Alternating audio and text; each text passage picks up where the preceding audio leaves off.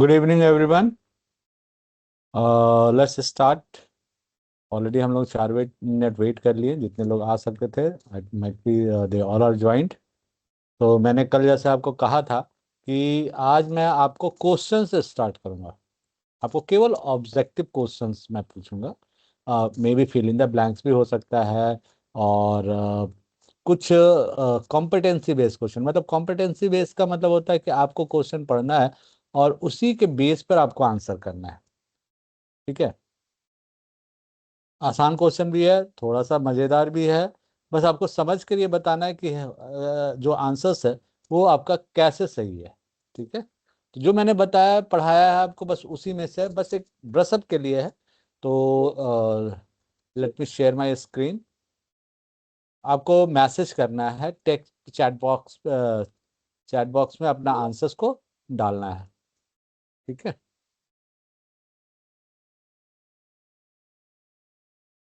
Okay, I hope the questions are clearly visible. आपको दिख रहा होगा। मैं थोड़ा बड़ा और कर देता हूँ। Yes, now it's clear. ठीक है। चलिए, सबसे पहला क्वेश्चन है, फटाफट आंसर करना है आपको। ठीक है।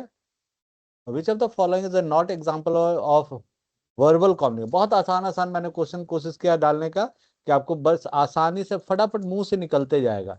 कौन सा ऐसा इसमें से चार में से क्वेश्चन आंसर है जो कि वर्बल कम्युनिकेशन को सपोर्ट नहीं करता है, मतलब वर्बल कम्युनिकेशन नहीं होता है? Speech, smile, discussion discussion and the face to face conversation. फटाफट आंसर डालते जाइए।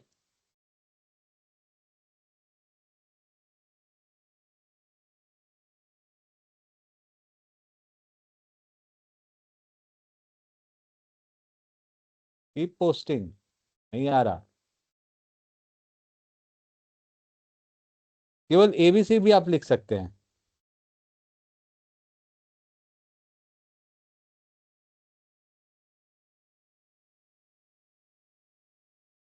ओके, बहुत लोग का आया C D smile. Okay, very good very good very good. The answer is correct, smile. D is नहीं है। देखिए, मैंने आपसे क्या बोला? Verbal communication. वर्बल कम्युनिकेशन जिसको हम लोग बोलकर अपनी बातों को व्यक्त करते हैं, है ना? तो स्पीच बोलते हैं। डिस्कशन, आपस में एक दूसरे से बात करते हैं, उसको डिस्कशन बोलते हैं। फेस टू फेस कन्वर्सेशन मतलब दो आदमी आमने सामने खड़े होकर बात करें, उसको फेस टू फेस। तो स्माइल जो होता है वो नॉन वर्बल कम्युनिकेशन होता है। मतलब आप अपनी उसकी बात सुनकर अगर स्माइल कर रहे हैं तो अगले को समझ में आ जाता है कि हाँ, ये जो है समझ रहा है बातों को। ओके। सेल्फ मैनेजमेंट से क्वेश्चन मैंने डाला। Self management means able to use our emotion to make conservative decision and regarding are what. कैसे पता चलता है किसी को देख के आपका इमोशन का? मतलब आप ऐसा समझ लो कि सेल्फ मैनेजमेंट में जो हम लोग का इमोशन वाला पार्ट होता है, हम लोग जो बॉडी मतलब इमोशन रहता है हम लोगों का, उसको कैसे हम लोग क्या चीज पता चल जाता है उससे?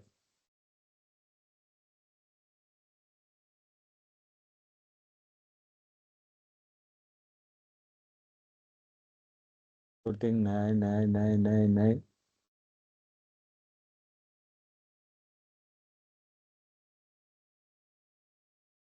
नहीं।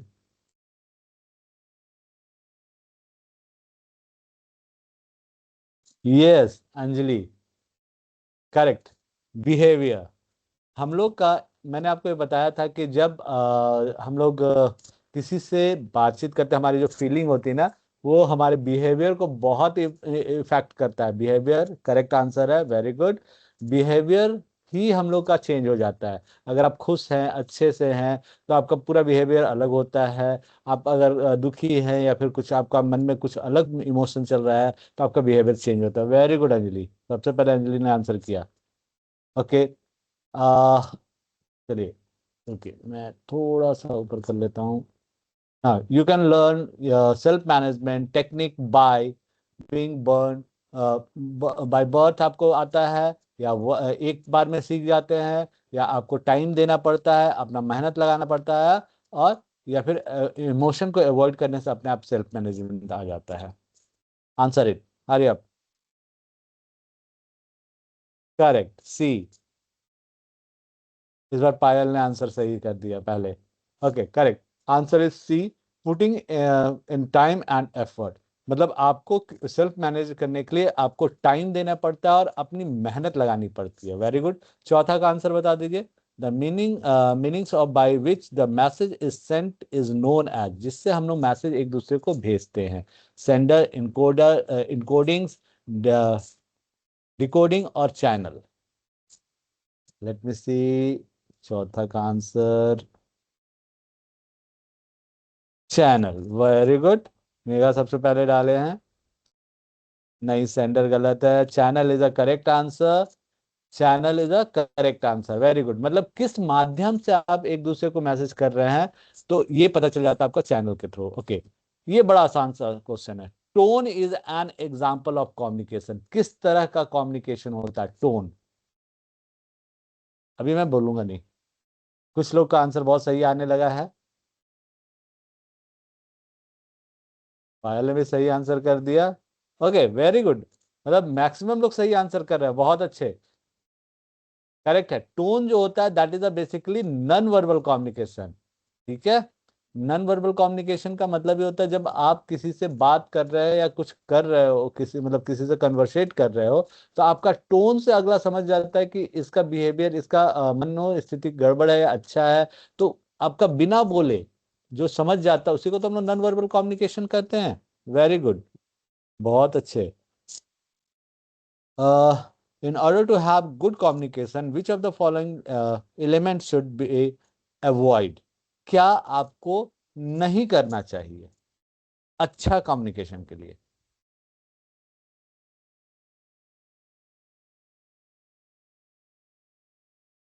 एम्बिगिटी का मतलब होता है मतलब answer is A B. Correct, correct, सही जा रहे हैं आप लोग। इसमें देखिए, को अगर आप आंसर्स पढ़ोगे ना, ऐसे ही क्वेश्चन आपको बहुत जगह मिलेगा जहां पर आप पढ़ने से आपको समझ में आएगा कि जो सबसे उसमें ऑड है उसको आंसर हो जाता है ना। ओके, ये आंसर आप बताइए था सेवेंथ का। 3 P in public speaking are the, पहला होता है प्रिपेयर, दूसरा होता है प्रैक्टिस, और तीसरा क्या होता है? Very good. इस बार तो बहुत लोग जल्दी जल्दी कर रहे हैं। परफॉर्मेंस। वेरी गुड, परफॉर्म, सही है, सही है, सही, बिल्कुल सही, बिल्कुल सही। वाह। Now 8, physical conditions that affect the communication process are called dash barrier. किस तरह का बैरियर होगा?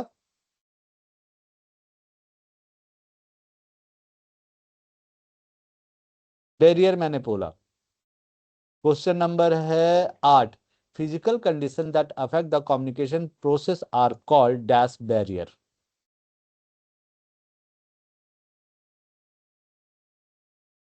बैरियर बताना है। बैरियर का मतलब आप समझ सकते हो।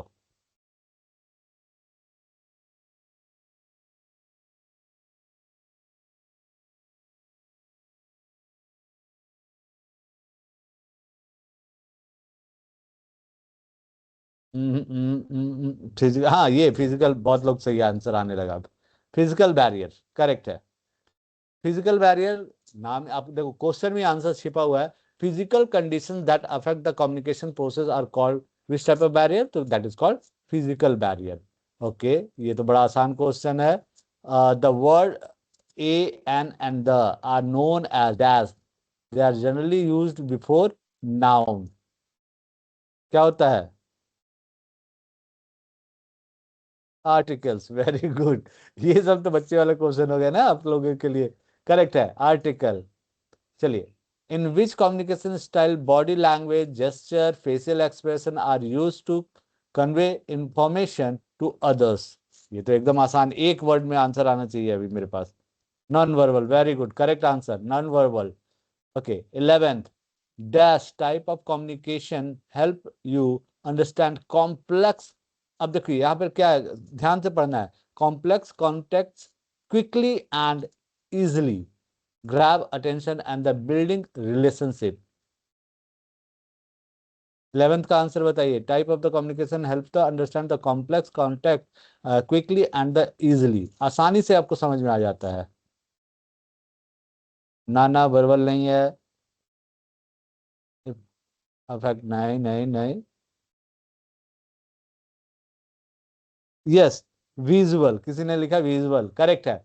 विजुअल कम्युनिकेशन, जिसको आप देख कर समझ सकते हो कि मतलब कॉम्प्लेक्स उसमें रहता है, लिखा ही हुआ नहीं रहता, बहुत सारे मीनिंग आपको केवल देख कर आपको समझ में आ जाता है, that is called visual com. Very good. Okay, 12th, which of the following is not an example of the person strength? Strength नहीं है उसका। Self confidence, sweet voice, Sai nature और फिट बॉडी।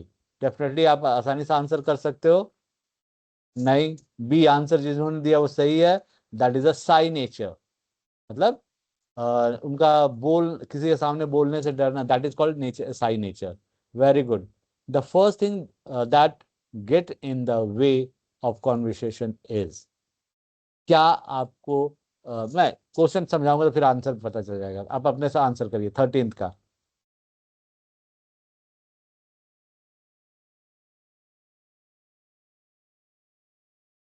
ना ना ना ना ना, रुके, अभी तक सही आंसर नहीं आया है। ए, यस यस, दीपिका ने सही आंसर कर दिया, that is a noise. Noise जो होता है ये हम लोग को प्रॉब्लम क्रिएट कर देता है कन्वर्सेशन में। ओके, चलिए ये क्वेश्चन अब आपको सॉल्व करके मुझे परफेक्टली आंसर बताना है। 14 नंबर क्वेश्चन ये है कॉम्पिटेंसी बेस्ड, मतलब आपको क्वेश्चन पढ़ना है, सिनेरियो समझना है, देन आंसर करना है, ठीक है? That is also related with your communication skill. Shweta is preparing for the inter-school debate competition. Advise her about the possible barrier to affect communication and how can they be avoided. मतलब श्वेता जो है, मतलब समझा दूंगा तो बड़ा आसान हो जाएगा, लेकिन आप खुद से कोशिश करो तो ज्यादा अच्छा है, पहले उसके बाद मैं समझा दूंगा, क्वेश्चन आपको आसान लगेगा।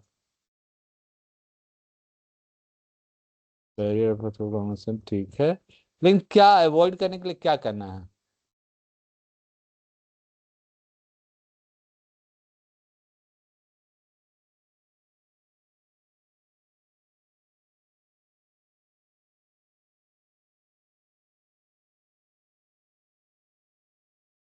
Low confidence, okay.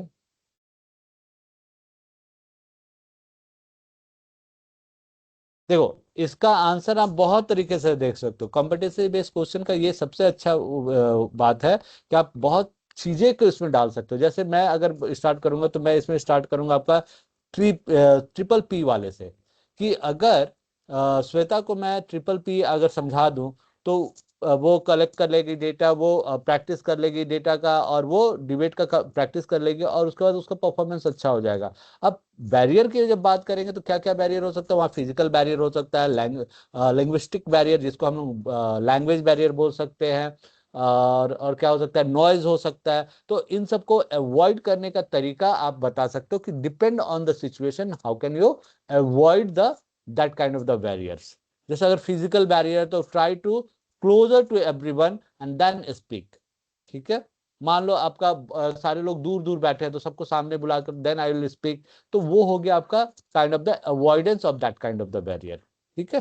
तो ये चीजें आपको खुद से आंसर करना और कोशिश करना है पॉइंट वाइज सटीक आंसर करने का। ये क्वेश्चंस आपको मिलेंगे आगे चलकर। ओके, नेक्स्ट है Aadya just move from the village to the city, ठीक है?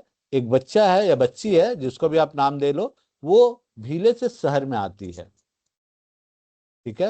And join a new school, नए स्कूल में जाती है, but she is having trouble getting along with her new friends. She talks with a lot of slangs and the local words. What do you think wrong with Aadya? क्या गड़बड़ है उसमें? हाँ, वो यूज करती है तो उसका सोल्यूशन आपको बताना है। एक तो बहुत अच्छा बता रहे हैं कि culture and the linguistic, very good, ये सबसे बड़ा बैरियर है उसके लिए। Correct correct.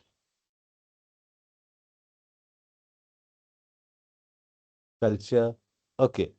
तो how can that resolve this problem?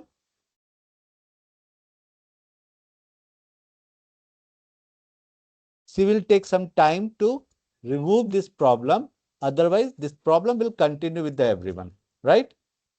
मतलब आद्या की अगर बात करें तो वो गांव से आई है शहर में, तो उसको क्या होता है, लैंग्विस्टिक, मतलब बोल चाल में मतलब वहाँ का भाषा और यहाँ का भाषा में अलग अलग है, जिस हो सकता है जहाँ से रिलेट कर रही है वहां पर वैसे ही बोला जाता हो, सही उसी को सही माना जाता हो।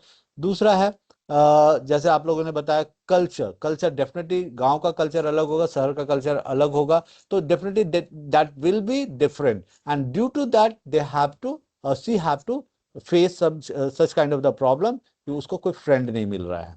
राइट, वेरी गुड, आप लोग बहुत परफेक्टली आंसर कर रहे हो। Okay, last question, you just notice your younger brother Rahul is lacking self confidence। अच्छा, कॉन्फिडेंस अभी तो मैंने बताया, चलिए ये वाला अभी मैं आपको लास्ट में फिर से एक बार और क्वेश्चन दूंगा तब, ठीक है। ओके, थैंक यू एवरीवन, मैं आपको इसको बाद में फिर आगे डिस्कस करेंगे। अब हम लोग स्टार्ट करते हैं अपना वापस से। मैंने आज बोला था आपको we will discuss about the confidence, self confidence. Last day हम लोगों ने मैनेजमेंट के बारे में पढ़ा, सेल्फ मैनेजमेंट, और सेल्फ मैनेजमेंट का आपने सारे answers, almost communication self management दोनों का आंसर्स आपने परफेक्टली किए। That means you are learning, that great for me also. Okay, so let me see, might be I have some PPT on the self confidence. Yes, I have. So let me share my screen again.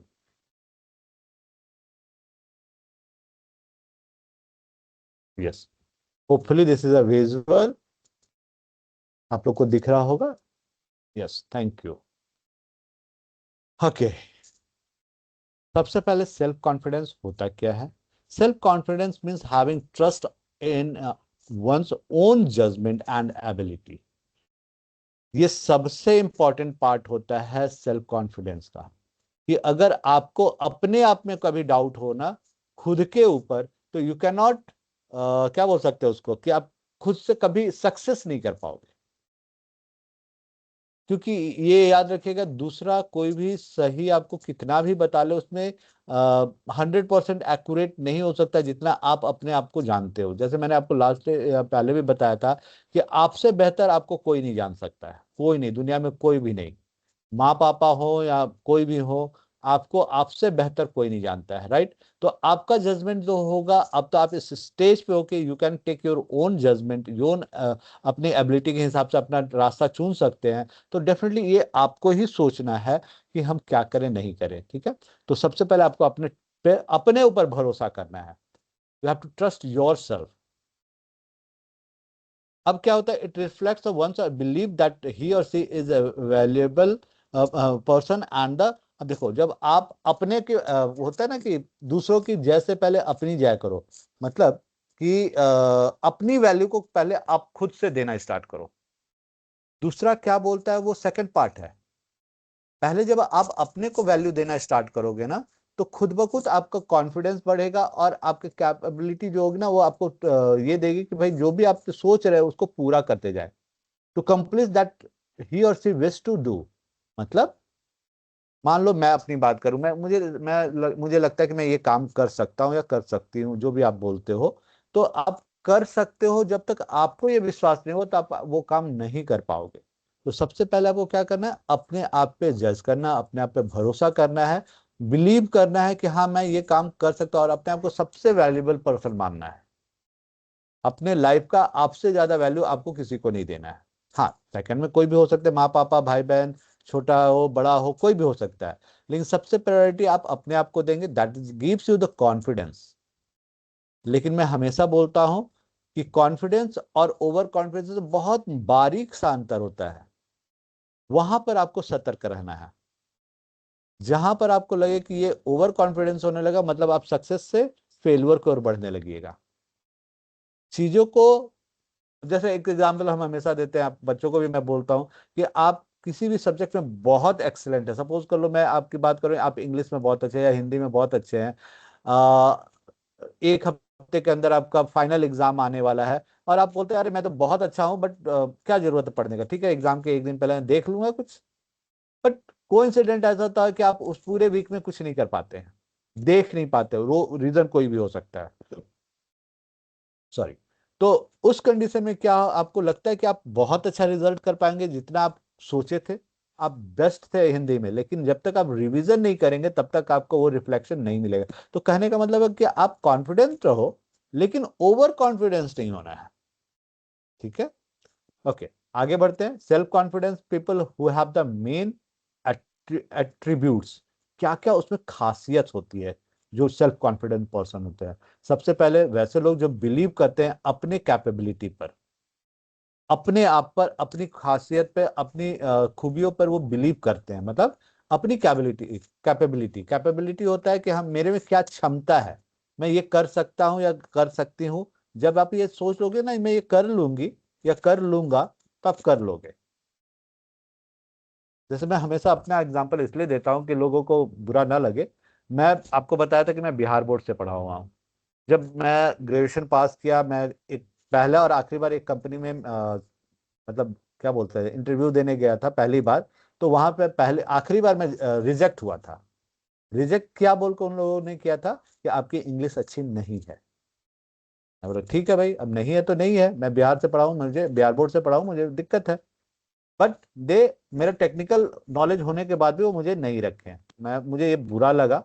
और उसके बाद मैं अपने आप को इतना improve किया, इतना इम्प्रूव किया कि मुझे लगा कि नहीं, मुझे ये करना है और मैं कर सकता हूँ। जब मैं ये सोचा ना मुझे कर सकता हूँ, तब उसके बाद मैं अपने आप को इम्प्रूव करना स्टार्ट किया। और डेफिनेटली मैं आप क्या बोलूँ, आप ठीक है जो है सो है, लेकिन हाँ, आप भी ये कर सकते हो कि अपनी कैपेसिटी को पहचानिए और अच्छे से आपको अपने आप को इम्प्रूव करना है। ठीक है। दूसरा, ready to accept any kind of the challenges. किसी भी तरह का चैलेंज, मतलब अब ये वाला नहीं, कॉलेज में दोस्तों वाला बदमाशी वाला चैलेंज नहीं करना है कि भाई तुम ये कर दो तो तुमको ये होगा, ये वाला नहीं करना है। चैलेंज का मतलब था रिलेटेड विद योर करियर। जैसे मैंने चैलेंज एक्सेप्ट किया कि भाई मुझे इंग्लिश नहीं आता और I have to prove myself कि मैं इंग्लिश में अच्छा से अच्छा करूंगा। तो वो चैलेंज मैंने लिया, तो ये मुझे पॉजिटिव थिंग दिया।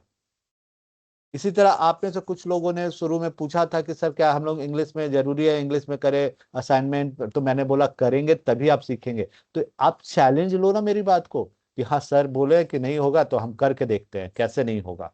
तो take it as a challenge and that will give you the good result. इसी को हम लोग बोलते हैं एक्सेप्ट एनी चैलेंजेस। ठीक है, लेकिन पॉजिटिव वे में, निगेटिव में नहीं जाना है।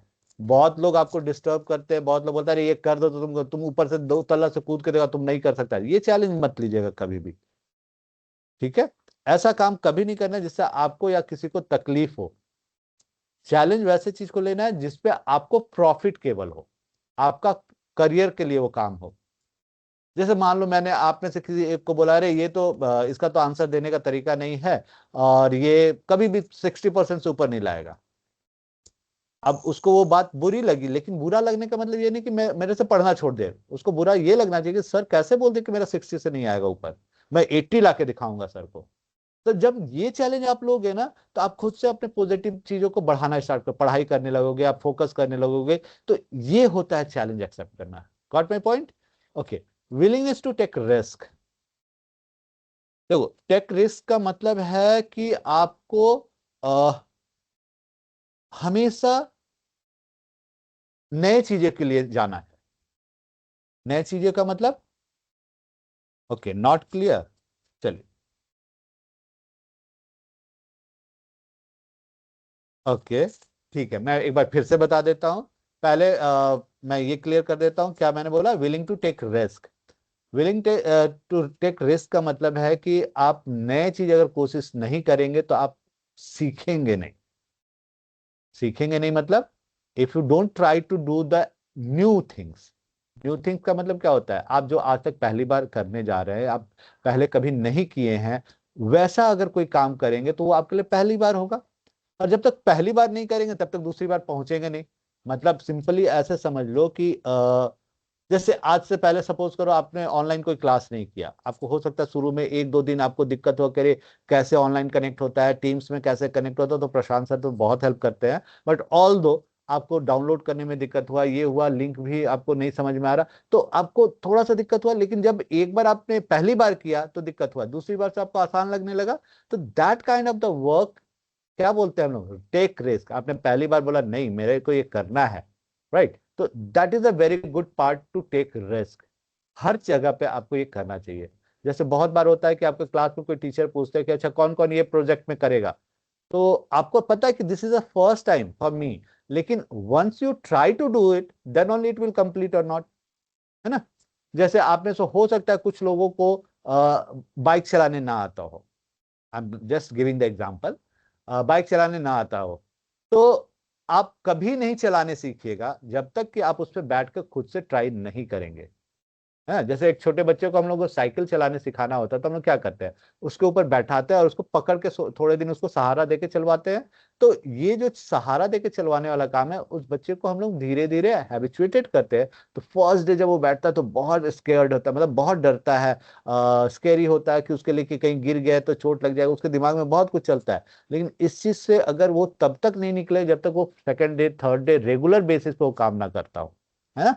तो आपको भी यही करना है, हमेशा कोशिश करना है कि आप अच्छे से वो काम को कर सके। आप लोग को मैं एक सजेशन दूंगा, यूट्यूब पे एक बार सर्च कीजिएगा, हरिवंश राय बच्चन जी का एक पोयम है, कोशिश करने वालों की हार नहीं होती। आप उसको आराम से कभी बड़े आराम से इत्मीनान से देखिएगा, और उसको सुनिएगा जरूर,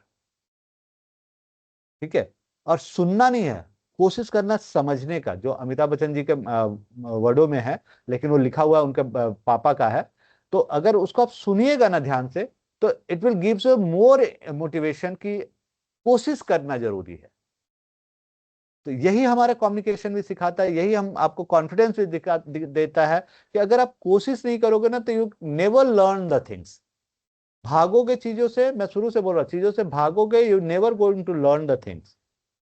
इंग्लिश से भागोगे, इंग्लिश आपके पीछे पड़ जाएगा। आप उल्टा पड़ जाओ ना, इंग्लिश के पीछे आप पड़ जाओ, देखो इंग्लिश आपसे भागने लगेगा, बोलेगा अरे ये तो मेरे पीछे पड़ गया, चलो अब जो होता है इसको करने दो अपने से। तो such kind of the things we have to do. और आप ये जब करोगे ना, तो you will get good result, आपको सक्सेस मिलने लगेगा, and that gives you the confidence, right. यही कॉन्फिडेंस होता है। आगे बढ़ते हैं हम लोग। Factors influence the confidence, self confidence.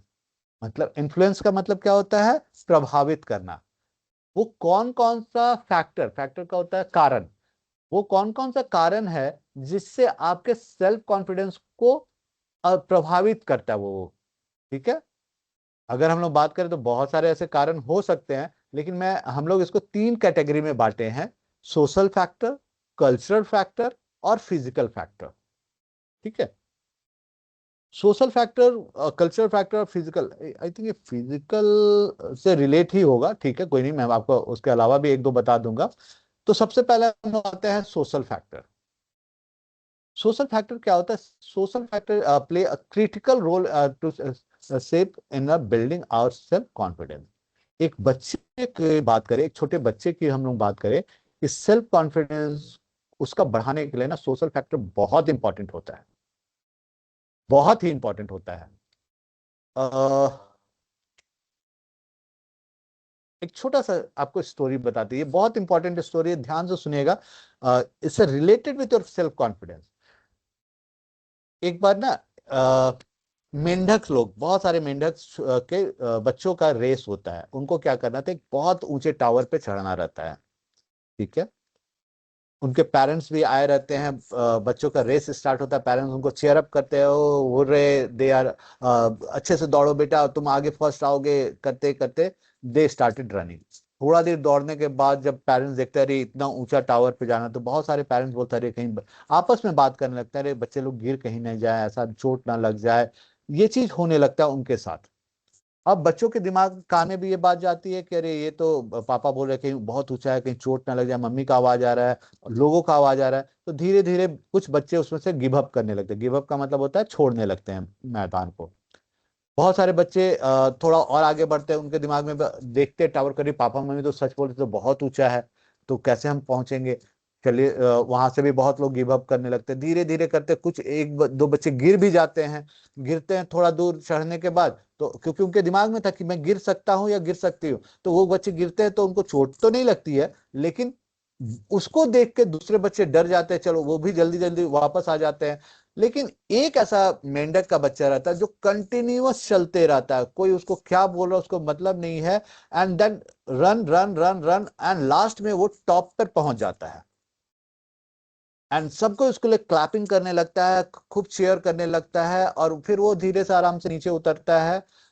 जब प्राइज सेरेमनी की बात आती है, उसके पापा मम्मी भी जाते हैं, वहां बच्चा भी रहता है, और प्राइज उसको मिलता है फर्स्ट का। फिर जब उसके पापा मम्मी के साथ उसके बच्चे का इंटरव्यू होता है कि आपका बच्चा इतना ऊंचा कैसे चढ़ गया, ठीक है, ये क्वेश्चन का आंसर बच्चा नहीं करता है, उसके पापा बोलते हैं कि मेरा बच्चा जो है वो बहरा है, ठीक है, वो किसी की बात सुन ही नहीं सकता है। अब मोरल ऑफ द स्टोरी क्या है? मोरल ऑफ द स्टोरी ये है कि अगर आप दूसरों की बात सुनेंगे ना, तो यू कैनॉट गेट सक्सेस। आपको अपने ऊपर विश्वास होना चाहिए कि you can do it perfectly okay, आप इसको कर सकते हो, अच्छे से कर सकते हो, और अगर आप में कॉन्फिडेंस है तो you can do better, right? Moral of the story समझ में आया कि दूसरों की बात पे ध्यान नहीं देना है, आपका जो काम है आपको करना है, अच्छा है बुरा है वो रिजल्ट बताएगा। सपोज करो आपके मोहल्ले में एक दो बच्चे हैं ऐसे जो एक ही स्कूल में एक ही क्लास में सब साथ में करते पढ़ाई करते हैं, लेकिन एक बच्चा मैक्सिमम टाइम बाहर ग्राउंड रोड पे दिखता है, एक बच्चा दिन भर घर में बुक लेके बैठा रहता है, ठीक है। जनरली क्या कमेंट्स आएगा अगल बगल के लोगों से, जिसको आप चार लोग बोलते हैं हम लोग, अगल बगल के लोगों से कमेंट आएगा कि अरे देखो वो कितना पढ़ता है, ये जरूर फर्स्ट डिवीजन करेगा। दूसरा वाले के लिए अरे ये तो घूमते रहता है, निकम्मा है, ये है वो है, ये कभी पास भी नहीं करेगा। But once the result will come, result जब आता है और घूमने वाला बच्चा उस बच्चे से ज्यादा नंबर ले आता है, तो लोगों का वही चार लोग जो बोलते रहते थे कि ये कुछ नहीं करेगा, उनका कमेंट चेंज हो जाता है। Got it my point? होता क्या है कि जो लोग बोलते हैं ना वो बस आपको क्रिटिसाइज करते हैं, वो कभी आपको अच्छा नहीं बोलेंगे। तो whatever you have to do, आपको खुद से डिसीजन लेता है, that is your decision, and your decision should be clear. तभी हो सकता है जब आपका क्या कॉन्फिडेंस हाई होगा। Got it? तो सोशल फैक्टर बहुत इंपॉर्टेंट होता है हमारे डे टू डे लाइफ के लिए। तो अब यहाँ पे सोशल का मतलब केवल अड़ोसी पड़ोसी नहीं होते हैं, आपके फैमिली मेंबर्स, आपके नेबर्स, आपके फ्रेंड्स, रिलेटिव्स, स्कूल के लोग, कोई भी हो सकता है, कॉलेज के लोग, आपके दोस्त, स्ट्रेंजर्स, मतलब कोई भी हो सकता है वो, ये आपका सोशल फैक्टर है, ठीक है। चलिए एग्जांपल मैं आपको पहले ही बता दिया। ओके, नाउ है कल्चरल फैक्टर। कल्चरल फैक्टर का एक क्वेश्चन मैंने अभी आपको दिया था कि वो बच्ची गांव में रहती है, गांव से आती है, और वहां पर अपने नए स्कूल में सब कोई से जब बात करती है तो उसके मुंह से मतलब वो स्लैंग और थोड़ा रूडली बात करती है, अपशब्द यूज कर लेती है। तो ये उसके कल्चर में है, मतलब वो जिस जगह से आ रही है, ये उसके कैरेक्टर में सेट है कि वो ऐसे ही बोलेगी, उसको वो गलत नहीं लगता है।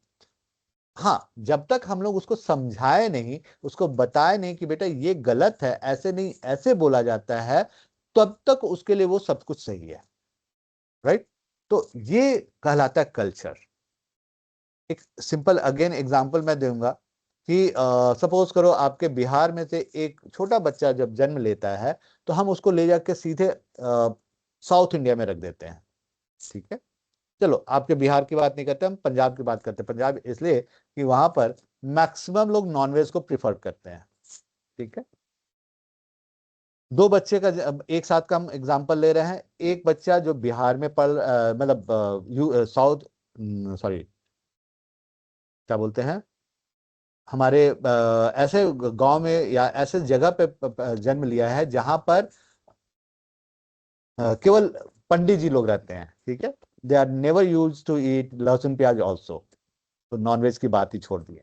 लेकिन दूसरा बच्चा जो पंजाब में रहता है, वो डेफिनेटली उस कल्चर, अब देखो मैं दोनों बच्चों को स्वैप कर देता हूँ। स्वैप करने का मतलब पंजाबी बच्चे को मैं पंडित जी के यहाँ रख देता हूँ, और जो पंडित जी का बच्चा है उसको पंजाब में सिचुएट कर देता हूँ। नाउ व्हाट विल हैपन, अब जब वो ग्रो करेंगे तो वहां के कल्चर के हिसाब से अडॉप्ट कर लेंगे। जो पंजाबी बच्चा रहेगा वो लहसुन प्याज तक नहीं खाना सीखेगा, क्योंकि वो उसी कल्चर में रह रहा है। जबकि पंजाबी बच्चा, जो पंडित जी का बच्चा है, वो जाके वहां पर मतलब जो नॉनवेज, जो लहसुन प्याज नहीं खाना था, वो नॉनवेज बड़े चाव से खाने लगा। What it means, the culture. Culture आपके पूरे कैरेक्टर को, पूरे लाइफ को चेंज कर सकता है ना। तो इसीलिए पापा मम्मी हमेशा आपको सजेस्ट करते हैं कि अच्छे दोस्तों की संगति में रहो। सबको को ये बोला जाता है, हम लोग को भी बोला जाता था। कोई खराब है, कोई मारपीट करता है तो उनके साथ मत रहो, राइट। तो these things that are called culture effect of your confidence. कहीं ना कहीं अगर आप कुछ बदमाशी करके आते हैं घर में, तो आपका कॉन्फिडेंस लो रहता है। एज अ टीचर मैं जब बच्चों से कुछ पूछता हूँ कि अच्छा ठीक है चलो आज कॉपी चेक करूंगा, और सब बोलते ठीक है, जो जो लाया मैं 10 कॉपी लूंगा, कौन कौन लाया दे दो। तो कोई नहीं देता है। अगर कोई बढ़िया बच्चा तो वो दे देगा, लेकिन फिर मैं बोला तुम क्यों नहीं लाया, तो सर ये है वो है करने लगता है। मैं समझ जाता हूँ कि ये झूठ बोल रहा है। इसके अलावा भी और भी एक तरीका होता है कि जब वो मुझसे बात कर रहा होता है तो उसका आई कांटेक्ट मुझसे नहीं होता है, तो उस कंडीशन में भी मैं समझ जाता हूँ कि ये गलत बोल रहा है। या फिर जल्दी जल्दी पलक छिपकाएगा, इधर उधर नजर चुराएगा मुझसे, तो भी मैं समझ जाता हूँ। तो that is also shows your confidence की वेदर यू आर कॉन्फिडेंट और नॉट। इन चीजों को आपको मार्क करना है फॉर योर फ्यूचर प्रोस्पेक्ट। क्योंकि आगे जाके जब आप एग्जाम, बोर्ड क्या बोलते हैं उसको, इंटरव्यू वगैरह दोगे ना, तो इट विल मीनिंग। यहाँ पर मीनिंग क्या है कि वहां पर आपको उनसे बात करनी होगी, आप कितने कॉन्फिडेंस उनको दिखाना पड़ेगा। भले आपको डर लगे अंदर से, लेकिन वो डर उनके सामने नहीं आना चाहिए। That is the most important part, ठीक है। And that also factor confidence. Okay. तो इन्वायरमेंट से अडेप्ट करता है, बिहेवियर चेंज हो जाता है, इन्फ्लुएंस होता है चाइल्ड डेवलपमेंट के सारा बिहेवियर। ये सारा एग्जांपल मैंने आपको दीजिए ना। Common physical factor. Physical factor, हम लोग अपनी ही बात करें, अपने सोसाइटी की बात करें, तो व्हाट विल हैपन, हम लोग किसी को अपंग पर्सन को देखते हैं। अपंग मतलब आप समझते हैं, फिजिकली चैलेंज पर्सन को अगर देखते हैं, तो क्या होता है कि हम लोग का एक संतावना वाला भरोसा वाला, मतलब अरे ये बच्चा क्या करेगा, अरे ये क्या कर पाएगा, चलो हेल्प कर देते हैं, ये वाला हम लोग का थिंकिंग हो जाता होता है ना। सही है ना ये। हम लोग ऐसा सोचते हैं ना कि अगर कोई बच्चा फिजिकली चैलेंज है तो थोड़ा सा हम लोग के मन में थोड़े से आ जाती है बात, मतलब हम लोग सॉफ्ट हो जाते हैं। तो यहाँ पर फिजिकली फिट भी होना एक इंपॉर्टेंट है। मैं आपको एक छोटा सा फोटो दिखा रहा हूं, आप शायद इसको पहचानते हैं। निकोल्स है इनका नाम, ठीक है। ये फिजिकली डिसेबल्ड है। फिजिकली डिसेबल्ड है मतलब आप इनको देखकर भी समझ सकते हो कि इनका दोनों पैर नहीं है, दोनों हाथ नहीं है। कैन यू इमेजिन कि how much he is earn for their life, कितना ये कमाते होंगे।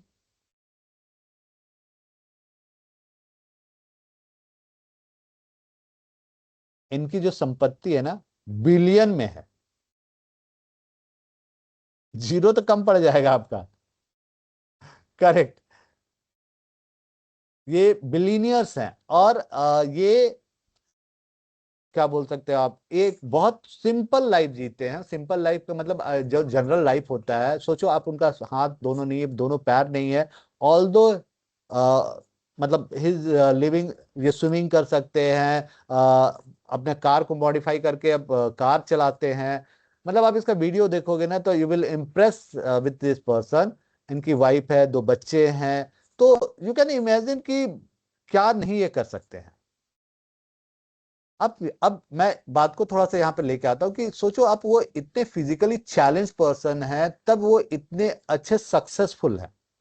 तो वाई वी कैन नॉट। हमारे पास तो ऊपर वाले का दिया हुआ सब कुछ है, हम परफेक्टली ओके हैं। तो हमारे लिए क्या चाहिए, we have to do the work. हम लोग को प्रॉपर काम चाहिए, प्रॉपर गाइडेंस चाहिए, and we can get the success, right. तो that gives you the confidence.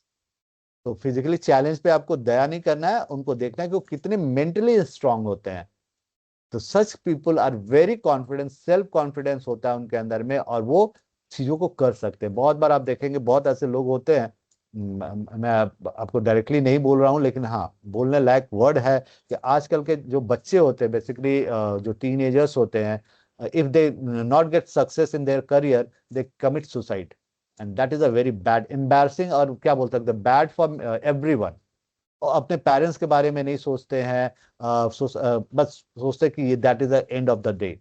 ये बहुत गलत है। डर, डर जाना, किसी चीज फेलुअर से डरना, that is the wrong thing. इसीलिए मैंने आपको वो बोला कि आप वो मैं जब खत्म करूँ ना, आप डेफिनेटली वो पोएम सुनना, जो अमिताभ बच्चन जी ने बोला है कि कोशिश करने वालों की हार नहीं होती है। जरूर से सुनना, आपको बहुत अच्छा लगेगा। और मैं जब भी ऐसा थोड़ा सा भी फ्रस्ट्रेट होता हूँ ना, मैं वो पोएम को लगा लेता हूँ मोबाइल पर, 2-3 बार सुनता हूँ, मुझे बहुत मोटिवेशन मिलता है अंदर से कि मुझे क्या करना है, कैसे करना है, and then I started working again and again again again again. तो ये बहुत इंपॉर्टेंट पार्ट है। ठीक है, okay. Various attitude of people. भाई अब देखो, एटीट्यूड मैंने आपको पहले बताया था, एटीट्यूड कोई पर्टिकुलर पॉजिटिव या निगेटिव वर्ड नहीं होता है, लेकिन हाँ हमको क्या करना होता है कि ये कहाँ पर यूज करना है, ये बहुत इंपॉर्टेंट होता है, कैसे यूज करना है। आप अपने दोस्त को, कैसा, कितना खराब एटीट्यूड है, अरे देखो कितना इंप्रेसिव एटीट्यूड है, दोनों में अंतर हो गया। एक आपका एटीट्यूड हो गया पॉजिटिव, एक हो गया निगेटिव, तो आप जैसे यूज करोगे वैसा। वैसे यहाँ पर मैंने कुछ पॉइंट आउट किया है। Attitude of people with a low confidence, जिसका कॉन्फिडेंस कम होता है, सबसे पहले वो डरपोक होते हैं, फियर उनका होता है, पॉसिबली फेलुअर से डरते हैं या किसी चीज से भी डरते हैं। जैसे आजकल के छोटे बच्चों का हम देखें कि वो छोटे छोटे इंसेक्ट्स यानी कीड़ों से डरते हैं, तो that is a wrong. Wrong नहीं बोल रहा हूं, लेकिन डरना नहीं है तो उसके ऊपर उसको मारने भी नहीं जाना है, उसको छूना भी नहीं है, दैट्स ओके। लेकिन उससे डरना भी तो एक तरह का फियर है। अब हम लोग अपने एज की बात करते हैं, मतलब आपके एज की बात करें हम, तो आप लोग फेलुअर से डरते हो। फेलुअर से डरना नहीं, उससे सीखना है। मेरे एक सर थे, जब हम लोग खेला करते थे, अब मैं स्पोर्ट्स में भी रहा हूँ, तो वो सर बोलते थे, मैं कभी बोलता था सर नहीं खेल पाऊंगा, ये लोग बहुत, मतलब मैं अपोनेंट टीम बहुत स्ट्रांग है, मैं नहीं कर पाऊंगा, तो बोलते धीरज, खेलना तो है ही, आइदर जीतोगे, आइदर विन आइदर लर्न, दो ही चीज होता है, either win either learn, loss जैसा कोई चीज नहीं होता है, विल लूज ऐसा कोई बात नहीं होगा। आप या तो जीतोगे या तो सीखोगे।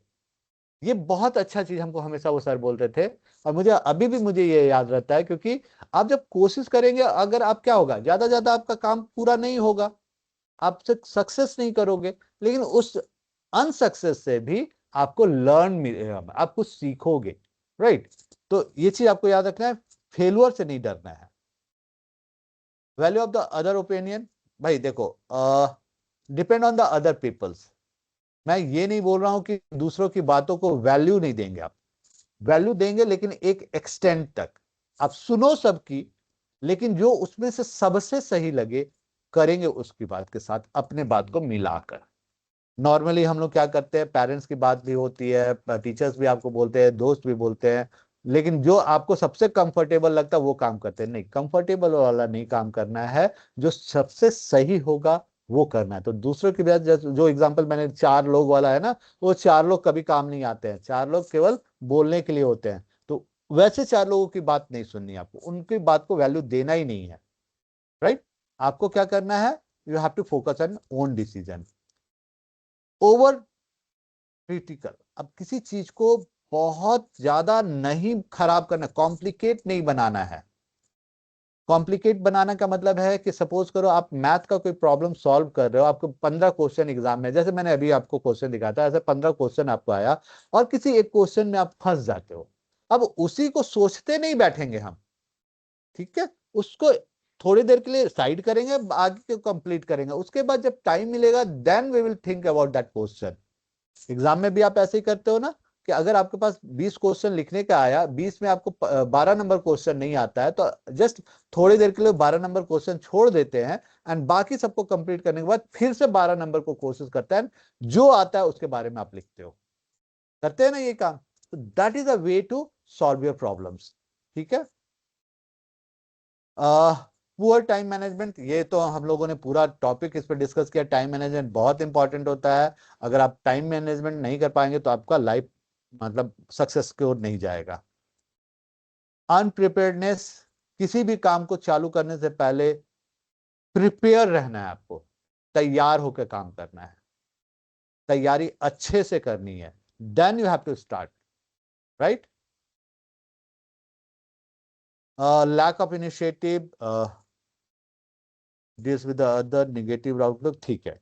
या लैक ऑफ इनिशिएटिव का मतलब जो आप लोग पहले करते थे, अब हमको लगता है कि आप नहीं करेंगे।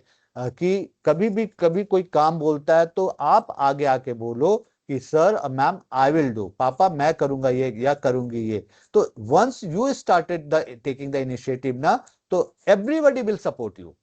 जिस दिन आप आगे आके बोलने लगोगे ना, आपके टीचर्स, आपके family members, everyone will support you कि ओके सी और he is trying to do this.